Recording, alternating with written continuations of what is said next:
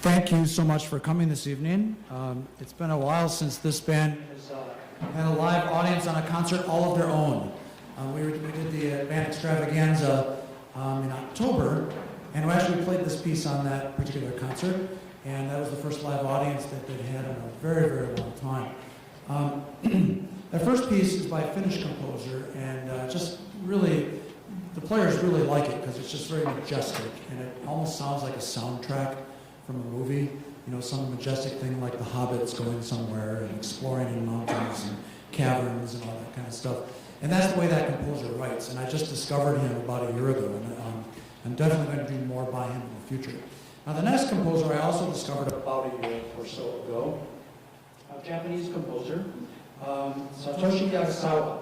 And most of his music is, well, it's great, but it's fun and it's playful, and this next piece is no exception to that. And just the idea of the piece is really interesting. And he wrote this for a friend of his, Makoto Asari, who's a well-known Japanese baritone sax player. And Asari happens to be, in Japanese, the same word as the word clams. And so he named the piece Vongole, which is an Italian term for pasta with clams. And there are three successive movements, so there's no break in between. And the very first course is Spumante, and you'll hear the cork pop from the band, and then we'll move on to the other movements. Well, we have to feature tonight a gentleman who, gosh, we were supposed to do this right before the world ended, I think, and of course we had to delay, and so he's had plenty of time to practice, so it's going to be perfect. He's making faces at me backstage. But Ken Killian is a staple in the music world in this whole part of the tri-state area and beyond. He's been around for a long time. He was well known when I came here as an undergrad, and he's just a fabulous musician. And so happy we could feature him tonight on this piece. Please welcome to the stage Mr. Ken Killian.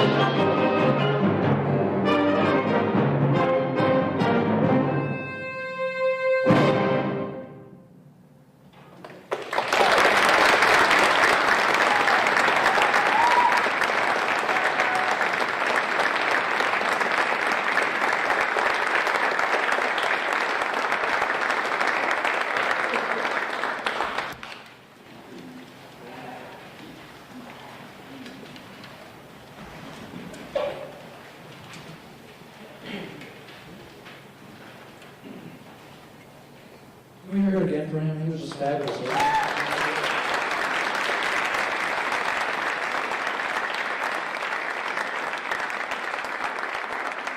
And he plays okay. Yeah, that was fabulous. We just love listening to him play at rehearsal. It's just mesmerizing. Again, this next composer of the next piece I discovered again about a year ago. And she's pretty new. This piece, I think, was published in 2016. And she's a native of Texas. And I believe she still lives in that area, but she did all her training and schooling down there. She's just starting to crank out some really nice pieces of music.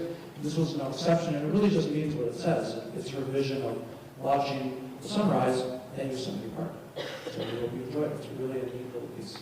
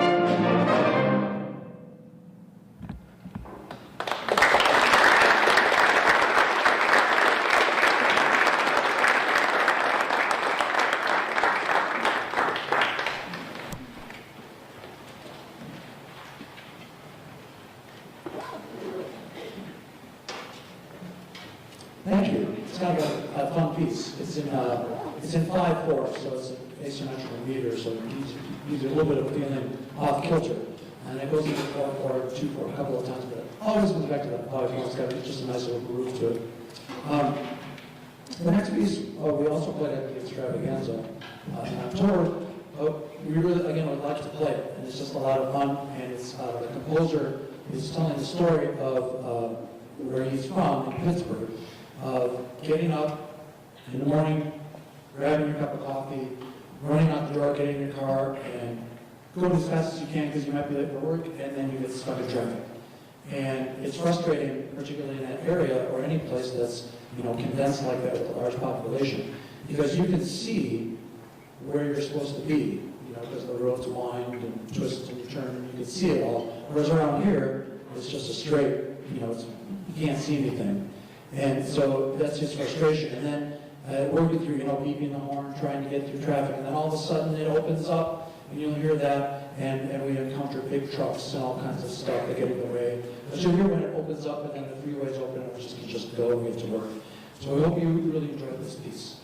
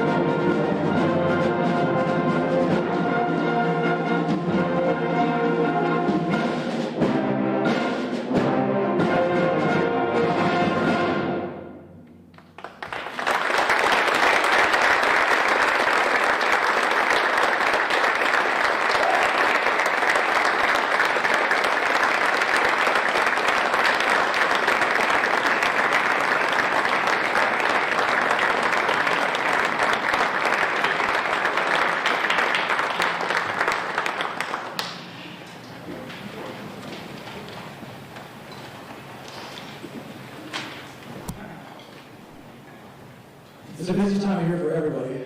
I know that several of the people on the stage behind me have had something almost every night for the last week and a half, and continuing for the rest of this week. Because we also have the holiday gala on Friday and Saturday, and we hope you can make it too.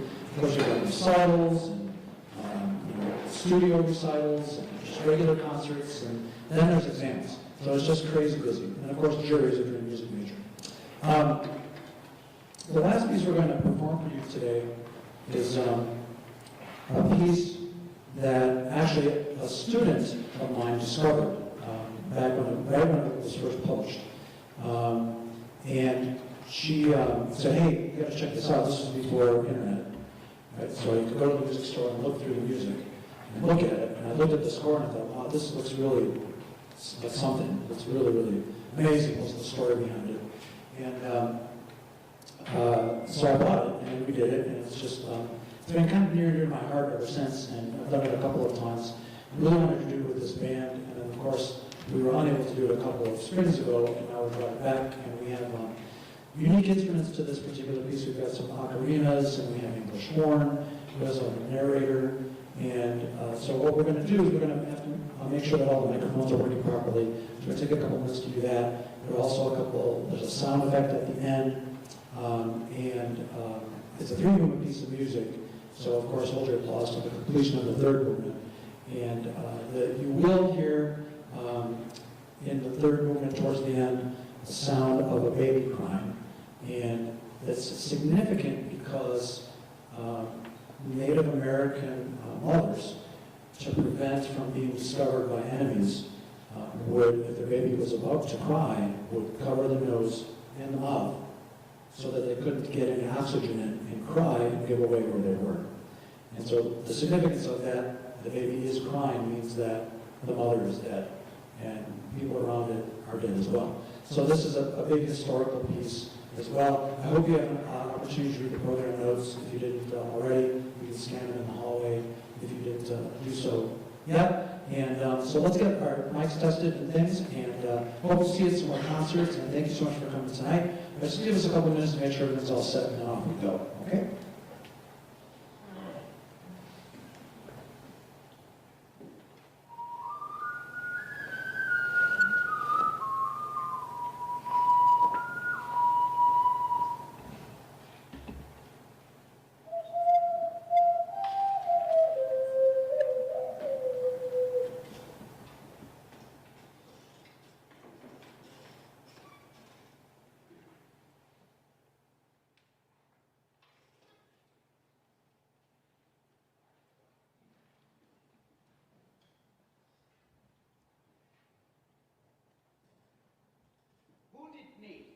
Located in the southern Badlands in present-day South Dakota.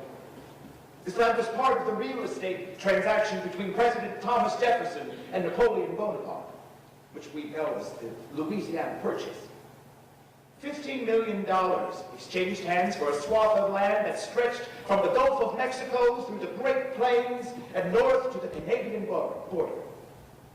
Although Jefferson paid the French for ownership of this land, the French did not own it, and therefore could not sell it. The actual inhabitants of this land were never consulted, never involved, never considered. At the time of the purchase in 1803, 15 to 20 Native American societies called various parts of this vast grassland home. One of the most recent arrivals to the plains at this time was a nomadic nation who called themselves Lakota, God's people. The reason for settling on the plains was obvious. The seemingly endless abundance of wildlife, including antelope and deer, an incredible array of migratory birds, and of course a primary source of sustenance for the Plains Indians, and the gigantic symbol of the West, the wild buffalo. Most conservative estimates suggest that there were 65 to 75 million buffalo migrating with the seasons during this period of time. The people living here were blessed, and they knew it. Their lifestyle created an exhilarating sense of personal and tribal freedom. They were prosperous, family-oriented, and they rejoiced in their good fortune and bountiful circumstances. It can be argued that in no place or time in history did anyone more fully enjoy life than on the American Great Plains in the first half of the 19th century. The Native Americans living here, including the Lakota, were extremely spiritual, and their system of worship was called, for lack of a better term, the Sundance religion. Some of the tenets of their religion included vision-seeking as a rite of passage for boys becoming men, and if a more intense relationship with God was desired, or if the people required a clearer vision as to their collective future, a Sundance was held. The ceremony featured physical trials, including extended wakefulness, fasting, the infliction of incredible pain, and a very specific style of dance in order to bring on a vision. The sun dancer, as he would be called, could become a hero, a champion of the people for whom he suffered, and so that he could serve their needs, provide solutions for their problems, and perhaps lead them in a new direction. By 1890, however, the lives, culture, and religion of these Plains Indians had deteriorated to a very grave state. The buffalo were gone, slaughtered for their hides. Native Americans had been devastated in battles at Washita and Sand Creek. The people's spirit had been crushed, starvation was imminent, and freedom had been replaced by captivity. The Lakota and other Plains Indians existed on reservations, minuscule remnants of their once immense domain. Pride and their extraordinary faith were all but gone. In their own words, the sacred hoop was broken.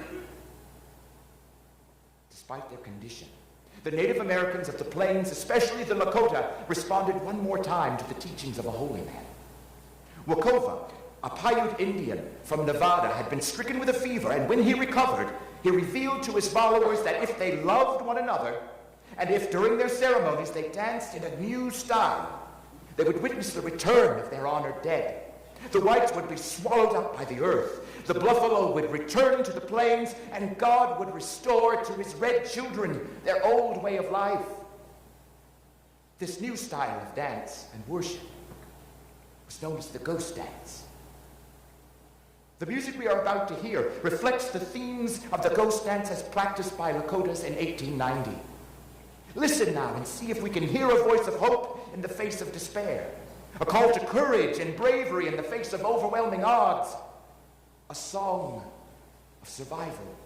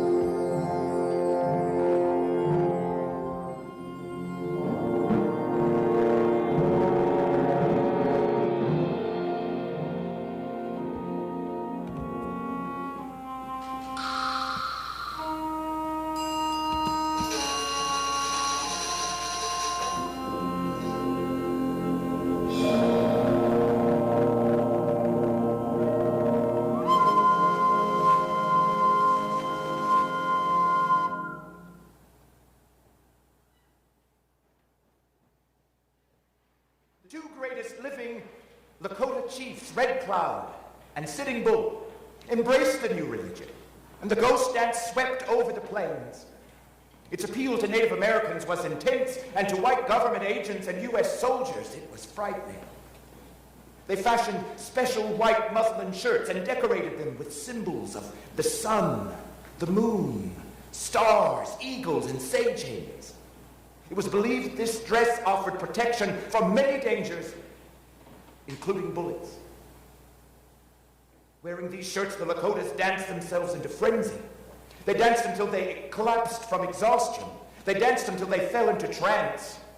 They danced in order to call a red Messiah who would deliver his children from the confining corruption and reservations and restore them to their former glory. As we listen to the second movement, picture in your mind a nation at prayer, praying through dance, calling upon God to restore their way of life, their deceased relatives and friends, and the source of their well-being, the buffalo.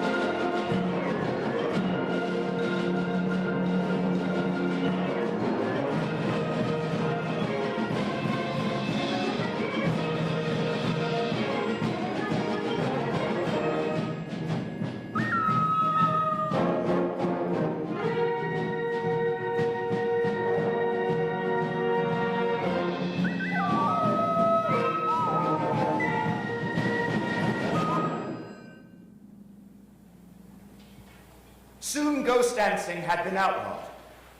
And on December 15th, 1890, Lakota Indian police were sent to the Standing Rock Reservation to arrest Sitting Bull. The arrest attempt got out of control and Sitting Bull was killed. His followers, also expecting to be killed, fled. Some of these men joined a Minneconjou Lakota band led by a chief named Bigfoot. Since Sitting Bull's followers were now with him, he too was considered hostile and pursued by police. Bigfoot, gravely ill with pneumonia, was too sick to run or fight.